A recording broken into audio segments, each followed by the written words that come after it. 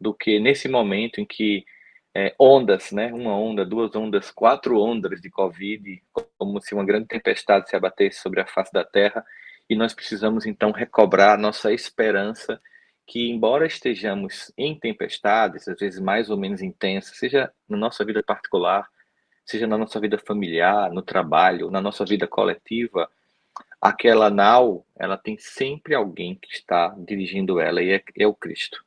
Então, quando a gente lê os evangelhos, a gente pode encontrar a história de Jesus acalmando a tempestade em três passagens. A gente vê isso em Mateus, lá no capítulo 8, do verso 23 ao 27, vê isso em Marcos, no capítulo 4, no capítulo 8 de Lucas, e são todos relatos da mesma história, mas dão sempre a mesma perspectiva, sempre dão a perspectiva e acrescentam nessa visão de mundo. Todos eles nos encorajam hoje, sobretudo nesse momento, a importância de entendermos que em qualquer circunstância, qualquer que seja ela, é preciso que a gente entenda que não estamos caminhando só, não estamos atravessando sozinhos uma tempestade.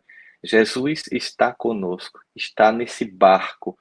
Muitas vezes, aparentemente, como nessa passagem que a gente vai falar um pouquinho hoje, dormindo lá na proa, aparentemente indiferente à dor, às circunstâncias adversas que nos chegam, mas com uma confiança absoluta de que tudo tem um porquê e a capacidade incrível que ele tem de deixar muito bem claro o que aconteceria, e mesmo assim os discípulos esqueceram, como muitas vezes a gente esquece, né?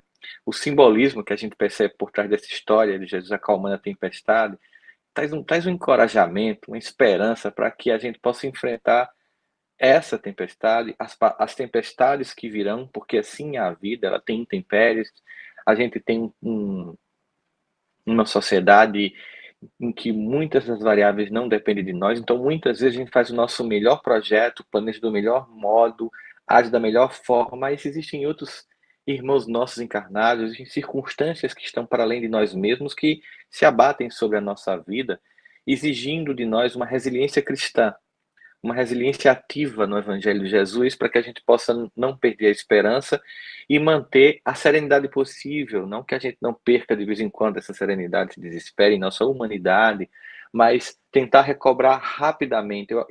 Eu percebo essa história muito mais como um convite, não para que a gente consiga estar o tempo inteiro completamente imune, indiferente a toda a dor do mundo ou a dor que chega até a nossa vida.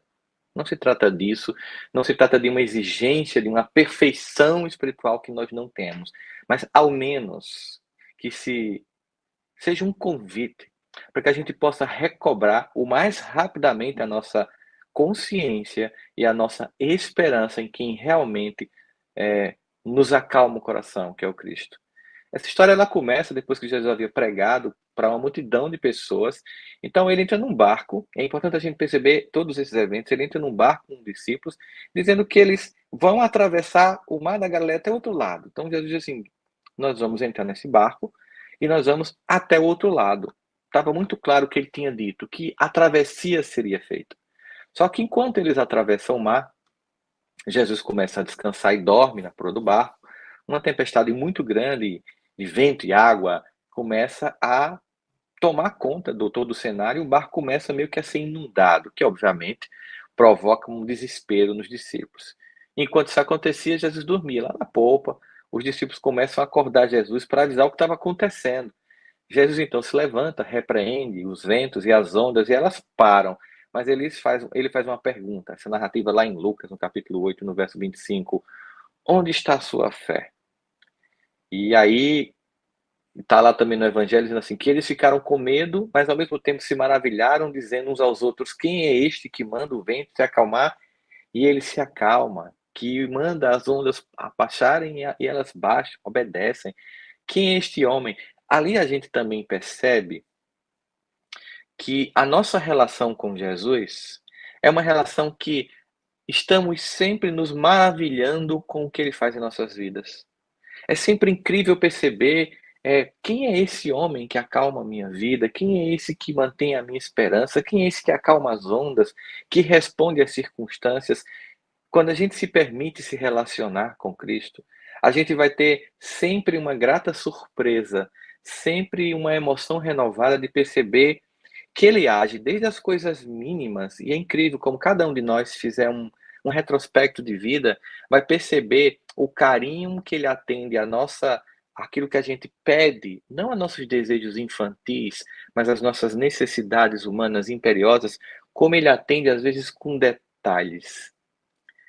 Ele atende com tanto detalhe que a gente se pergunta assim: "E eu mereço tanto carinho?". E se ele atende, obviamente, a um detalhe pequeno, ele atende a coisas grandiosas também quando necessárias. Mas qual é o significado que está por trás dessa história? Como é que a gente pode entender, obviamente, as muitas leituras que foram feitas, que faremos e como cada um de nós vai sentir isso em nós hoje, reverberando. Pensa na tua história, pensa em como você está vivendo essa tempestade, seja da pandemia ou as tempestades que estão se abatendo sobre a tua vida, uma doença, um relacionamento que parece que não vai acontecer, uma família em alto grau de conflito, uma ansiedade sobre o mercado de trabalho e tua vida profissional e as contas por pagar.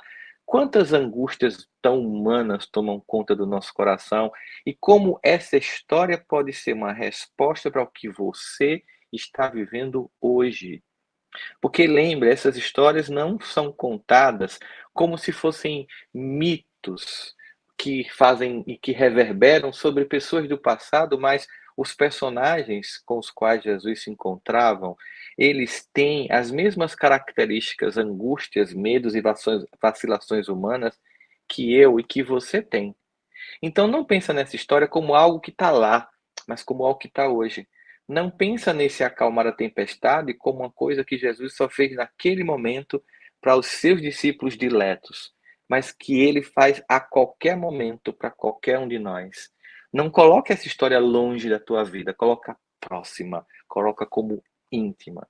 Essa história ela tem muita importância nos dias de hoje, porque é incrível ver a paz que Jesus teve nessa situação. E a completa turbulência em que os discípulos estavam. Essa diferença gritante entre a serenidade dele que dormia na polpa do barco, porque disse: Nós vamos atravessar o lago, o mar da Galileia, nós vamos para outra margem, ponto. E os discípulos angustiados, porque esqueceram tão claramente que ele falou que a travessia seria realizada. É muito natural nessas circunstâncias percebermos a diferença da instabilidade psíquica nossa e da estabilidade psíquica de Cristo. E quando nós temos ele como nosso modelo, nós temos que entender de forma ampla, de forma completamente polissêmica no significado de modelo, de guia, de alguém cuja métrica estabelecemos para ser a nossa métrica. O objetivo é termos essa capacidade de se pacificar, termos a capacidade de enfrentar as circunstâncias, as adversidades, com a serenidade de quem tem a garantia de que conseguiremos atravessar. Ele não especificou as circunstâncias da travessia, porque elas dependem de várias variáveis de escolhas que nós fazemos. É, atravessar uma avenida é uma garantia, mas com que velocidade? Se eu vou respeitar os sinais de trânsito, se eu vou ser imprudente, atravessar antes da hora, se eu não vou estar na faixa de pedestre, se eu vou desconsiderar uma ciclovia que está no meio do caminho. Ou seja, tem um conjunto de escolhas que dependem de nós e que faz com que essa travessia de um ponto a outro, que é sempre garantida, seja mais ou menos turbulenta, de acordo com circunstâncias históricas, e também de acordo com escolhas individuais. Muitas vezes essas tempestades que nos tiram a paz, elas estão aqui dentro da nossa cabeça. Elas não estão nem lá fora. Às vezes, são essas tempestades internas de medo, de dúvida, de receio, de sentimento de não merecimento, de que eu não mereço a paz, de que eu não mereço chegar do outro lado, que eu não mereço alcançar a meta. Processos internos em que nós nos sabotamos, em que desacreditamos de nós, a ponto que, obviamente, desacreditamos e não da nossa relação com Deus, porque se eu não mereço, de algum modo, eu não acho que Deus vai me dar, porque eu não mereço. Então, o objetivo é que possamos atravessar as circunstâncias da vida não com indiferença, não com irresponsabilidade, não com imaturidade, mas com a serenidade de quem sabe que as turbulências fazem parte, mas que a travessia sempre é uma garantia, porque Deus assim o garante.